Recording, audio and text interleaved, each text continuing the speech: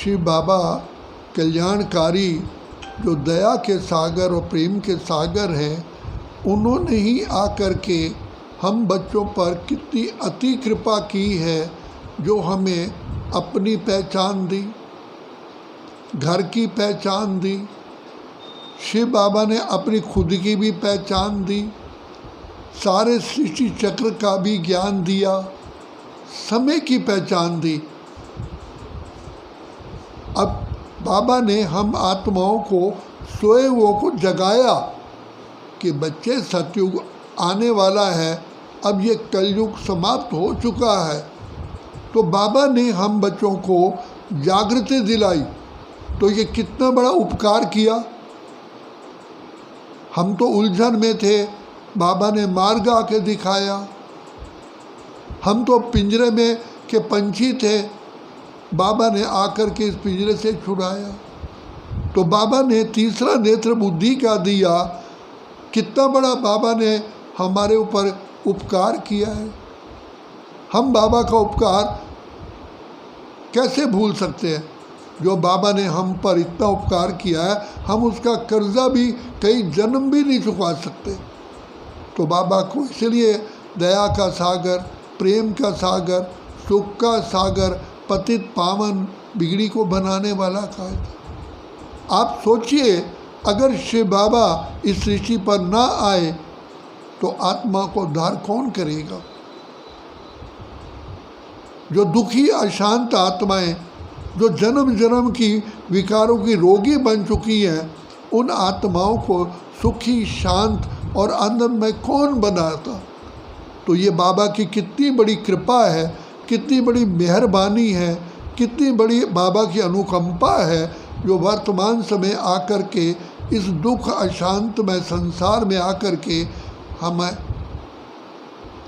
अपना बना करके इस संसार से तैरना सिखा दिया। हम तो इस विषय सागर में डूब रहे थे, तो बाबा ने आकर के हमें तैरना सिखाया। तो बाबा कहते हैं, बच्चे मैंने तो अपना कर्तव्य पूरा किया, लेकिन अब तुम बच्चे जो मैं बनाना चाहता हूँ वैसे बनो। तुम्हारे बनने से ही मुझे खुशी होगी।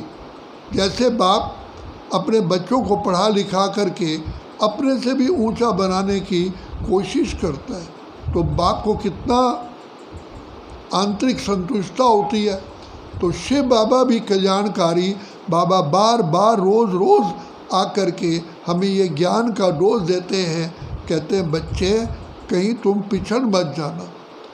इसलिए ये ना हो कि अंत में पश्चाताप करना पड़े कि हाय, हमने कर तो सकते थे, हम अपनी जीवन बना सकते थे, हमने क्यों नहीं बनाया। तो बाबा ने सहज से सहज मार्ग बताया कि घर गृहस्थ में रहते हुए कमल फूल समान रह कर के मुझ पिता को प्रेम से याद करो, तो मैं वायदा करता हूँ कि तुम आत्माओं को सारे सृष्टि चक्र के लिए और ख़ास 2500 वर्ष के लिए तुम्हें वैकुंठ में भेजूँगा। तो बाबा कहते हैं, जैसे प्रातः काल के बाद दोपहर, दोपहर के बाद शाम, शाम के बाद रात का आना आवश्यक है। तो इसलिए बच्चे जागो। सतयुग बीत गया, त्रेता आया, त्रेता बीत गया, द्वापर आया, द्वापर बीत गया, कलयुग आया। तो क्या कलयुग सदा रहेगा। तो इसलिए हे आत्माओं, हे मेरे लाडले बच्चों, हे मेरे रूहानी बच्चों, अब जागो।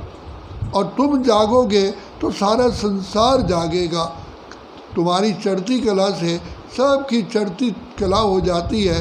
पांचों तत्व भी, इनका भी उद्धार हो जाता है, ये भी पावन बन जाते हैं। इस समय पर पतित होने के कारण पांचों तत्व भी दुख दे रहे हैं। तो बाबा आकर के हम आत्माओं को पावन बना करके सारे सृष्टि का उद्धार करने के लिए आए। तो बाबा कहते हैं, चढ़े तो चाखे बैकुंठ रस, गिरे तो चकनाचूर।